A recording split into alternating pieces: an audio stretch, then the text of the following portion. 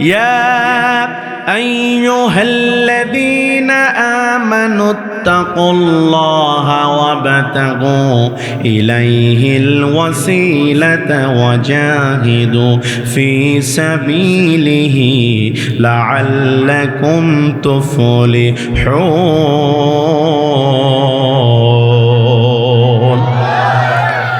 আল্লাহ পাক প্রথমেই বলছেন ইয়া আইয়ুহাল্লাযীনা আমানু। এখানে আল্লাহ পাক শুরুতে ইয়া দিলেন, ইয়াটা হচ্ছে হরফে নেদা, আহ্বান সূচক বাক্য। আল্লাহ পাক প্রথমেই বলছেন ইয়া, হে ঈমানদার বান্দাগণ, হে বিশ্বাসীগণ, ও হে তোমরা যারা ঈমান আনয়ন করেছ, তোমাদেরকে বলছি তোমরা যদি এই পৃথিবীর জমিনে 3টা গুণ অর্জন করতে পারো, তোমাদের ভিতরে যদি 3টি গুণ পাওয়া যায়, তাহলে তোমরা সফল হয়ে যাবে। আল্লাহ বলছেন তোমরা 3টা গুণ অর্জন করবে। আল্লাহ পাক প্রথমেই বলছেন 1 নম্বর গুণ হলো, 1 নম্বর কোয়ালিটি হলো ইত্তাকুল্লাহ। 1 নম্বর গুণ হলো ভয় করতে হবে। কাকে? জোরে বলেন, কাকে ভয় করতে হবে? আল্লাহ বলছে আমাকে তোমরা ভয় করবে, যে অবস্থায় থাকো না কেন, যেখানেই থাকো না কেন আমাকে ভয় করবে। কিন্তু দুঃখ লাগে ভাইয়ের আমার, আজকে আমরা আল্লাহকে সব জায়গায় ভয় করতে পারি না। আমরা যখন মসজিদে যে আল্লাহকে ভয় করি, মাদ্রাসায় যখন যাই আল্লাহকে ভয় করি, আবার যখন এই যে ওয়াজ মাহফিলের প্যান্ডেলে এসেছি, হুজুর যখন কোরআন থেকে কথা বলে তখন আল্লাহর ভয় হয়। আবার যখন ওয়াজ মাহফিলের প্যান্ডেল থেকে বাড়িতে চলে যায়, মসজিদ থেকে যখন বের হই, আবার তখন আমরা জমিতে আল ঠেলতে ঠেলতে চিকন বানায়া ফেলি। কথা বলেন না কেন? আল্লাহ বলছে এইটা ভয় আমার নয়। আল্লাহ বলে মসজিদে যেমন আমাকে ভয় করলা, ওয়াজ মাহফিলের প্যান্ডেলে যেমন আমি আল্লাহকে ভয় করলা, ওই মাদ্রাসায় গিয়ে যেমন আমি আল্লাহকে ভয় করলা, এই ভয়টা 24 ঘন্টা যদি আমারে করতে পারো, তাহলেই তুমি সফল হয়ে যাবে। আমার মুসলমান ভাইরা, আল্লাহকে ভয় করতে হবে। আল্লাহ নিজেই বলছেন আল্লাহকে ভয় করে। আল্লাহ অন্য জায়গায় বলছেন ইয়া আইয়ুহাল্লাযীনা আমানু ইত্তাকুল্লাহা হাক্কা তুকাতিহি ওয়া লা তামুতুন্না ইল্লা ওয়া আনতুম মুসলিমুন। আল্লাহ বলছেন ইয়া আইয়ুহাল্লাযীনা আমানু। আল্লাহ বলছেন হে ঈমানদারগণ, হে বিশ্বাসীগণ, ইত্তাকুল্লাহা, তোমরা আমি আল্লাহকে ভয় করো। এরপর আল্লাহ বলছেন হাক্কা তুকাতিহি, শুধু ভয় করলে হবে না, যথাযথ ভয় করো। ভয় করার মতো ভয় করো, ভয় করার মতো ভয় করো। ওয়ালা তামুতুন্না ইল্লা ওয়া আনতুম মুসলিমুন। আর তোমরা মুসলমান না হয়ে মৃত্যুবরণ করো না। কার কথা? আমার ভাইয়ের। এবার আসেন, আল্লাহকে ভয় করার ব্যাপারে সবচাইতে বেশি ভয় করেছেন নবী রাসূলরা, ঠিক কিনা? নবীদের জীবনের দিকে তাকায় দেখেন, নবীর আল্লাহকে সবচাইতে বেশি ভয় করেছেন। নবী হযরত ইব্রাহিম আলাইহিস সালামের জীবনের দিকে তাকায় দেখেন, তিনি একমাত্র ভয় করেছেন কাকে? ইব্রাহিম আলাইহিস সালাম। তিনি কালেমার দাওয়াত নিয়ে তিনি বারবার গিয়েছেন নমরুদের কাছে। জোরে কোন কার কাছে? নমরুদ স্বৈরাচার, নিজেকে খোদাত্রয়ী দাবি করল। যেই নমরুদ, যিনি জালেম ছিল, স্বৈরাচার ছিল, এই নমরুদকে বারবার দাওয়াত দিয়েছেন নবী ইব্রাহিম, হে নমরুদ তুমি ফিরে আসো, আল্লাহর দিকে ফিরে আসো, ঈমান গ্রহণ করো, কালেমা গ্রহণ করো। এই দাওয়াত যখন সাইয়্যিদিনা হযরতে ইব্রাহিম আলাইহিস সালাম যখন নমরুদকে দিতেছিলেন, এই দাওয়াত পাওয়ার পরে নমরুদ ডাক দেয়, ইব্রাহিম তোর দাওয়াত বন্ধ করে দে, আমি তোর রব, আমি তোর প্রভু, তুই আমারে রব বলে স্বীকার করে নে, তুই আমারে প্রভু বলে স্বীকার করে নে।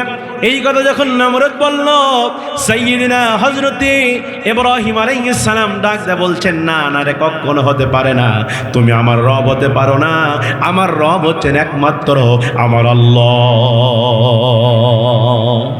আমার রবকে সাইয়্যিদিনা হযরত ইব্রাহিম আলাইহিস সালাম তিনি নমরুদকে রব মানলেন না। এবার নমরুদ রাগান্বিত হয়ে গেল। নমরুদ ইব্রাহিম আলাইহিস সালামকে লক্ষ্য করে বলছে, ইব্রাহিম তুমি যদি আমারে রব হিসাবে গ্রহণ না করো, তাহলে আমি তোমারে আগুনে পুড়িয়ে মারব। কথা বলেন না কেন? আমি তোমাকে আগুনে পুড়িয়ে মারবো, আগুনে নিক্ষেপ করে ফেলবো। সাইয়্যিদিনা হযরত ইব্রাহিম আলাইহিস সালাম কিছুই বললেন না। নমরুদ রাগান্বিত হয়ে তিনি কি করলেন, আগুন প্রজ্বলিত করলো। আগুন প্রজ্বলিত করার পরে সাইয়্যিদিনা হযরত ইব্রাহিম আলাইহিস সালামকে চরকে উঠায়া ওই আগুনের মধ্যে নিক্ষেপ করলেন।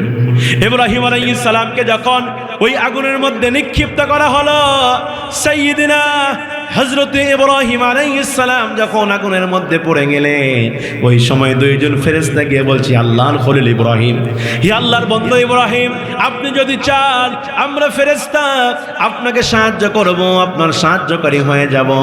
এই কথা যখন ফেরেশতারা বলল, ইব্রাহিম আলাইহিস সালাম ডাকতে বললেন, হে আল্লাহর ফেরেশতা, আমি তোমাদের কাছে সাহায্য কেন চাইব? আমি তোমাদের কাছে সাহায্য প্রার্থনা কেন করব? যে আল্লাহর কথা বলতে গিয়া, যে আল্লাহর দাওয়াত দিতে গিয়া আমি ইব্রাহিম এই আগুনের মধ্যে নিক্ষিপ্ত হয়েছি, আগুনের মধ্যে পড়তে হয়েছে। ওই আল্লাহ কি আসমান থেকে আমি ইব্রাহিমকে দেখে না? আল্লাহু আকবার বলে। ওই আল্লাহ কি আমাকে দেখে না নাকি? এই কথা যখন সাইয়্যিদিনা হযরত ইব্রাহিম আলাইহিস সালাম যখন বললেন, আমার আল্লাহ মুহূর্তের মধ্যে ওই আগুনকে লক্ষ্য করে বললেন, কুলনা ইয়া নারু কুনি বারদাও ওয়া সালামান আলা ইব্রাহিম। আল্লাহু আকবার বলে। আল্লাহ আগুনকে লক্ষ্য করে বলেন, আগুন তুমি ইব্রাহিমের জন্য শীতল হয়ে যাও, ইব্রাহিমের জন্য তুমি শান্তিদায়ক হয়ে যাও। জোরে বলেন আল্লাহু আকবার। ওই ইব্রাহিম আলাইহিস সালাম 1 নয় 2 নয় 3 নয় প্রায় 40 দিন পর্যন্ত ওই আগুনের মধ্যে আল্লাহ ইব্রাহিমকে হেফাজত করেছেন। আচ্ছা বলেন তো, নবী ইব্রাহিম ভয় করেছেন কাকে? কাকে ভয় করেছেন? নবীজির সাহাবীরাও ভয় করেছেন আল্লাহকে।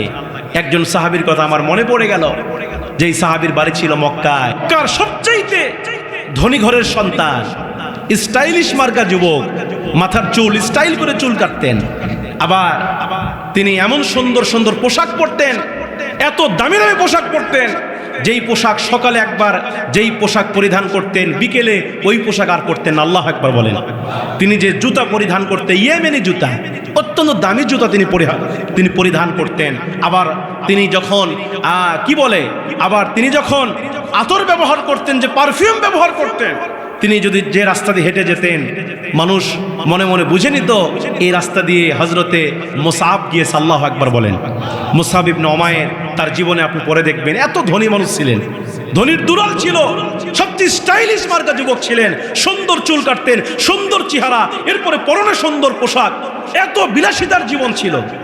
এই মুসআব ইবনে উমাইর রাদিয়াল্লাহু আনহু তিনি এরকম জীবন যাপন করছেন জাহিলিয়াতের যুগে।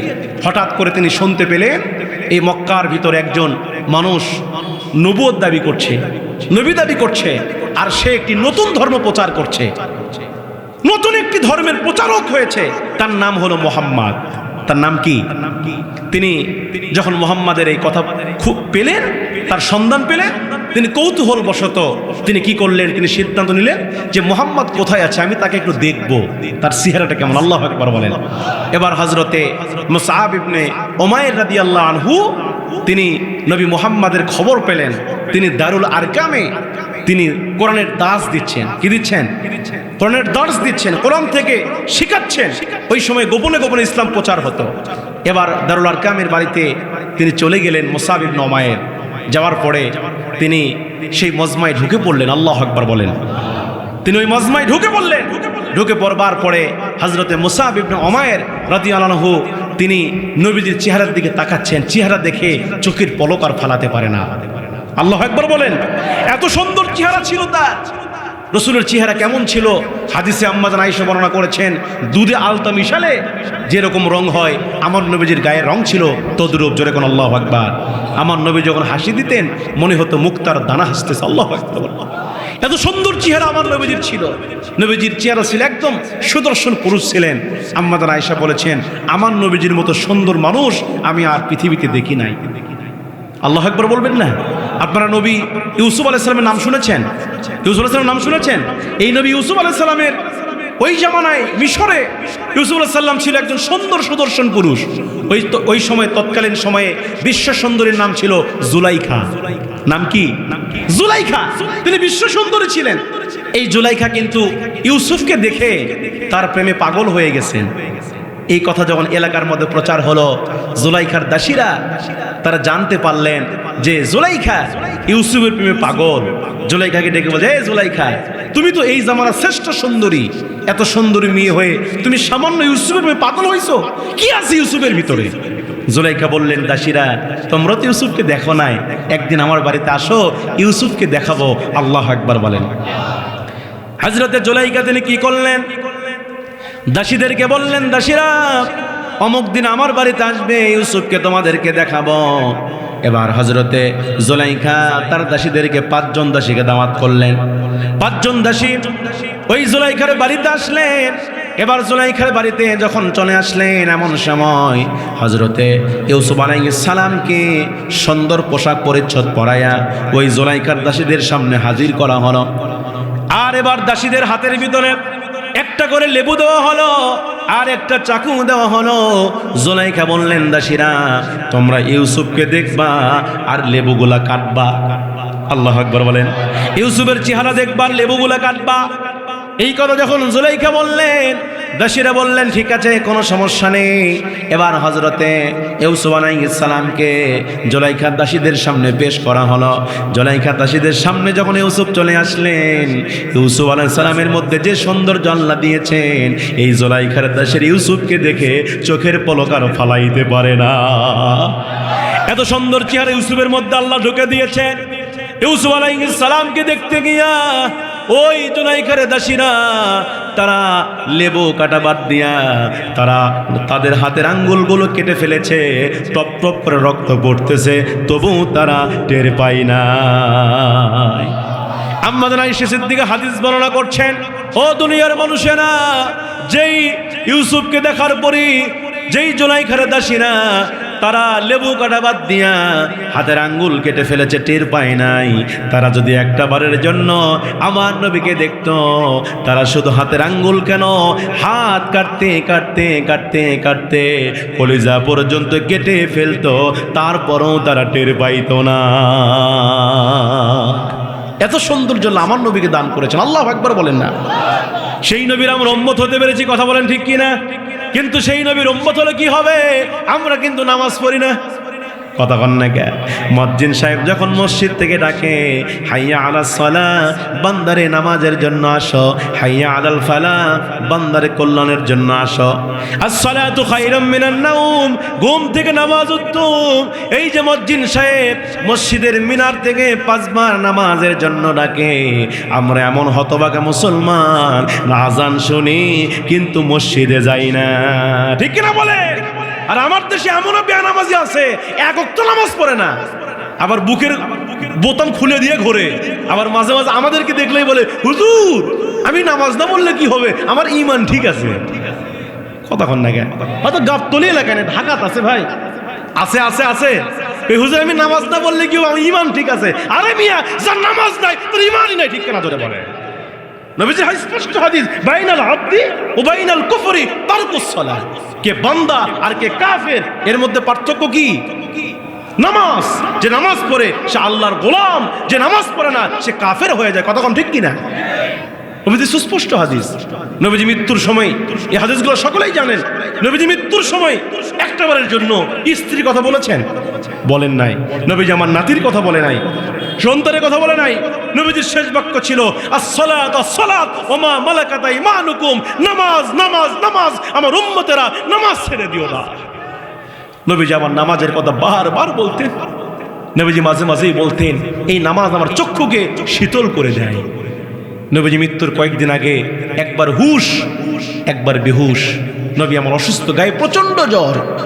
সাহাবায়ে কেরামরা মসজিদে নববীতে গেলেন, জামাতের সময় হয়ে গেল, কিন্তু সাহাবীরা তাকায়া দেখে নবীজি মসজিদে নাই। আল্লাহু আকবার বলেন। সমস্ত সাহাবীরা চিন্তার মধ্যে পড়ে গেলেন, জামাতের সময় হয়ে গেছে, কিন্তু আমার নবীজি মসজিদে নববীতে নাই। আজকে এই জামাতের ইমাম কি হবে? আল্লাহু আকবার বলেন। আজকের এই জামাতের ইমামতি কে করবে? সাহাবীরা চিন্তার মধ্যে পড়ে গেলেন। সাহাবীরা যখন চিন্তিত হয়ে গেলেন, তখন সাহাবীরা মাশওয়ারা শুরু করলেন, আজকে আমাদের নবীজি নাই, কিন্তু নবীজির ওই ইমামতিতে কাকে দাঁড় করানো যাবে? সাহাবীরা পরামর্শ করলেন, মাশওয়ারা করলেন, আল্লাহর নবীর পরে সবচাইতে দামি যেই সাহাবী, সবচাইতে দামি যেই সাহাবী যার মর্যাদা বেশি, তার নাম হলো আবু বকর সিদ্দিক। আবু বকর সিদ্দিকের ব্যাপারে আমার রাসূল তিনি মাঝে মাঝেই বলতেন, গোটা পৃথিবীর উম্মতের আমল যদি এক পাল্লায় দেওয়া হয় আর আমার আবু বকরের আমল যদি আরেক পাল্লায় দেওয়া হয়, আল্লাহর নবী বলতেন আবু বকরের আমলের পাল্লাটা বেশি ভারী হয়ে যাবে। আবু বকরকে সাহাবীরা কি করলেন?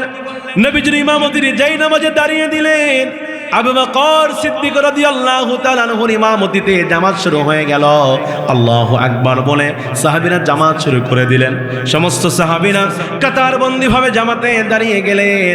জামাত যখন শুরু হয়ে গেল, এমন সময় আল্লাহর নবী হুজরাখানার মধ্যে ছিলেন। আয়েশাকে ডাকতে বলছে, আয়েশা রে, আমাকে একটু আলগা করে ধরো, আমি একটু ওই সাহাবীদের জামাতের দৃশ্যখানা দেখতে চাই, সাহাবীদের নামাজের দৃশ্য দেখতে চাই, তুমি একটু আমাকে আলগা করে ধরো। আম্মা আয়েশা সিদ্দিকা তাই করলেন, আমার নবীকে আলগা করে ধরলেন। আমার নবীজি মুহূর্তের ভিতরেই জামাতের দৃশ্যখানা দেখতেছে, আর চোখের কোণা দিয়ে নবীজির আমার টপ টপ করে পানি পড়তেছে। নবী আমার চোখের পানি যখন পড়তেছে টপ টপ করে, আম্মা আয়েশা সিদ্দিকা আমার নবীজির চোখের পানিগুলো মুছায়া দিচ্ছে আর বলছেন, ইয়া রাসূলুল্লাহ, আপনি কেন কান্না করছেন? আপনার কি কষ্ট হচ্ছে নাকি? আপনার কি ব্যথা লাগছে নাকি? আপনি কেন কান্না করছেন রাসূল? আপনি বলেন। আমার নবী ডাক ডাক, আয়েশা রে, এটা আমার কষ্টের কান্না নয়, এটা আমার তৃপ্তির কান্না। আয়েশা তুমি জানো না, আজকে যে আমার উম্মতেরা আমি রাসূলের অনুপস্থিতিতে এই যে জামাতে নামাজ আদায় করছে, আয়েশা এই জামাতকে প্রতিষ্ঠা করতে গিয়া উহুদের প্রান্তরামান দন্দান মোবারক শহীদ হয়ে গেছে। এই জামাতকে প্রতিষ্ঠা করতে গিয়া তায়েফবাসীরা আমি রাসূলকে এত মার মেরেছে, আয়েশা তুমি জানো না, আমার পিঠের মধ্যে এত পরিমাণ পাথর মেরেছে, আমার পিঠটা ছিল নির্সাদের মতো হয়ে গেছে। আয়েশা, আমার পিঠ থেকে এত পরিমাণ রক্ত ঝরেছে, আয়েশা তুমি জানো না, এই রক্ত দিয়া আমি রাসূলের জুতা মোবারক জামাত বেঁধে গেছে।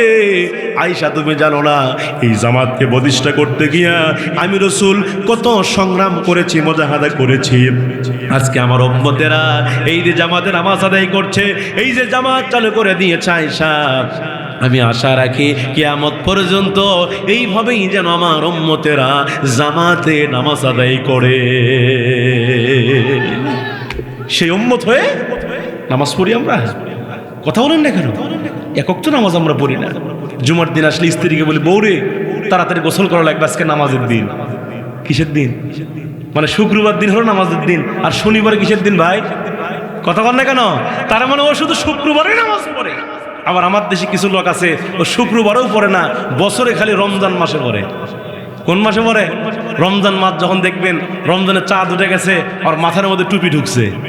এই কথা বল না কে? গায়ে পাঞ্জাবি, মাথায় টুপি, যাই নামাজ নিয়ে মসজিদের সামনে কাতারে নামাজের মুসল্লি। কথা কর না কে?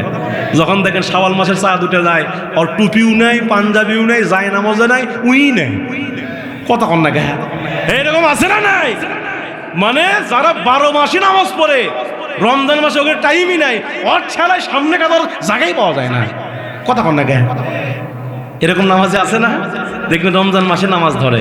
আবার কিছু আছে এই শুক্রবারেও যায় না, রমজানেও যায় না, এ যায় বছরে 2 দিন। কয়দিন যায়? 2 ঈদের দিনে। রোজা তো রাখেই না, হ্যাঁ, আতর সুরমা লাগায়া ঈদগাহ মাঠে একেবারে যায় নামাজে সামনের কাতার। ওরে বাবা, মানে পাক্কা মুসল্লি। এ কথা কর না আপনারা? এরকম আছে না নাই? আছে।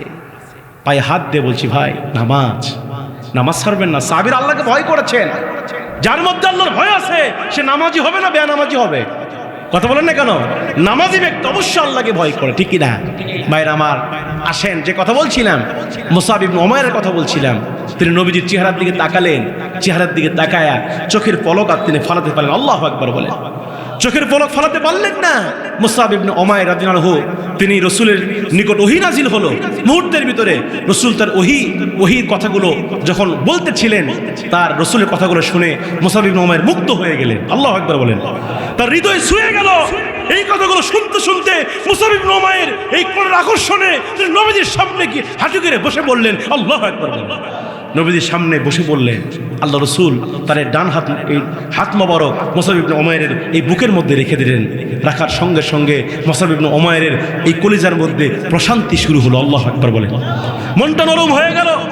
মুহূর্তের মধ্যে রাসূলকে বলে উঠলেন, ইয়া রাসূলুল্লাহ, আমি এই মুহূর্তে আমি বুঝতে পেরেছি আমি ভুল করেছি, আপনি আমার কালেমা পড়ায়া এই মুহূর্তে মুসলমান বানায়া দেন। আল্লাহু আকবার বলবেন না? হযরতে মুসআব ইবনে উমাইর রাদিয়াল্লাহু তাআলা আনহু তিনি মুহূর্তের ভিতরে মুসলমান হয়ে গেলেন, কালেমা পড়ে মুসলমান হয়ে গেলেন। বাড়িতে গেলেন, মা ছিল মুশরিকা, নাম ছিল খুনাইস। বাড়িতে গিয়ে মাকে বলছে, মা তুমি ইসলাম গ্রহণ করো।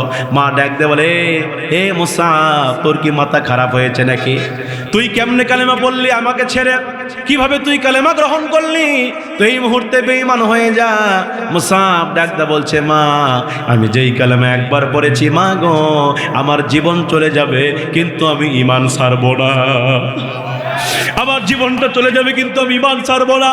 মুসআব ইবনে উমাইরকে মা ধরে ফেললেন, ঘরের মধ্যে বন্দি করলেন, খাবার দিলেন না। 2 দিন 3 দিন কোনো খাবার দেয় না। মুসআব ইবনে উমাইর কোনোভাবে ছাড়া পেয়ে এক দৌড়ে বিশ্ব নবীর দরবারে চলে গেলেন। আমার নবীজির দরবারে মুসআব ইবনে উমাইর চলে গেলেন। আল্লাহ রাসূলের কাছে যখন চলে গেছে, মুসআব তার ঘটনা যখন খুলে বললেন, আমার নবীজি মুসআবকে ডাক দিয়ে বলছেন, মুসআব রে, আমি তোমাকে হিজরতে পাঠাবো, আমি তোমাকে কালেমার দাওয়াত নিয়ে আফ্রিকায় পাঠাবো, ইথিওপিয়াতে পাঠাবো। মুসআব ইবনে উমাইর তিনি মুহূর্তের মধ্যে হিজরত করে চলে গেলেন ইথিওপিয়াতে। তিনি সেখানে গিয়া তিনি হিজরত করে দাওয়াতে কাজ করলেন, ইসলামের কাজগুলো করলেন। দাওয়াতে কাজ করে তিনি আবার বাড়িতে আসলেন। বাড়িতে আসার পরে মা দেখতে পেল মুসআবের চেহারা কঙ্কালের মতো হয়ে গেছে। আল্লাহু আকবার। মুসআবের চেহারাটা খারাপ হয়ে গেছে। মা মনে মনে চিন্তা করলো, মুসআব হয়তো মা সে আমার বাড়িতে আবার ফিরে আসছে, হয়তো আমার দলে আবার যোগ দিবে। কিন্তু মা তো বুঝতে পারে না, যেই ব্যক্তি একবার নবীজির হাতে হাত রেখে ঈমান গ্রহণ করে, সারা পৃথিবীর সম্পদ যদি তারে দেওয়া হয় তবু সে ইসলাম থেকে পিছপা হয় না। ঠিক কি না? হযরতে মুসআব ইবনে উমাইর মা বলছে, মুসআব তুই আমার বাড়িতে ঢুকেছিস, তুই কি আমার ধর্মে আবার চলে আসছিস নাকি? মুসআব বলছে, না না মা, আমি তোমার ধর্মে আসি নাই, আমি তোমাকে আবার দাওয়াত দিচ্ছি। মা বলে, না আমি তোর দাওয়াত গ্রহণ করব না, তুই আমার সন্তান না, তুই এখান থেকে চলে যা, তুই এখান থেকে চলে যা। হযরতে মুসআব ইবনে উমাইরকে মা খাইতে দেয় না। যেই মুসআবের পরনে দামি দামি পোশাক ছিল, সকালে যেই পোশাক পরতেন বিকালবেলা সেই পোশাক পরতেন না। যেই মুসআব যে আতর ব্যবহার করতেন, যেই পারফিউম ব্যবহার করতেন, 7 দিন পর্যন্ত তার সুঘ্রাণ থাকতো। যেই মুসআব তিনি ইয়েমেনি জুতা ছাড়া জুতা পরতেন না, সেই মুসআব তিনি একটা সালা গায়ে দিয়ে নবীজির দরবারে একটা সালা পরিধান করে নবীজির দরবারে গেলেন। নবী আমার মুসআবের চেহারার দিকে তাকায়া নবী ডাকতে বলতে, তুমি কেমন সেই মুসআব নাকি? আল্লাহু আকবার বলো। ও মুসআব, তুমি কেমন ছিলে, আর আজকে ইসলাম গ্রহণ করার কারণে তোমার অবস্থা কেমন হয়ে গেছে?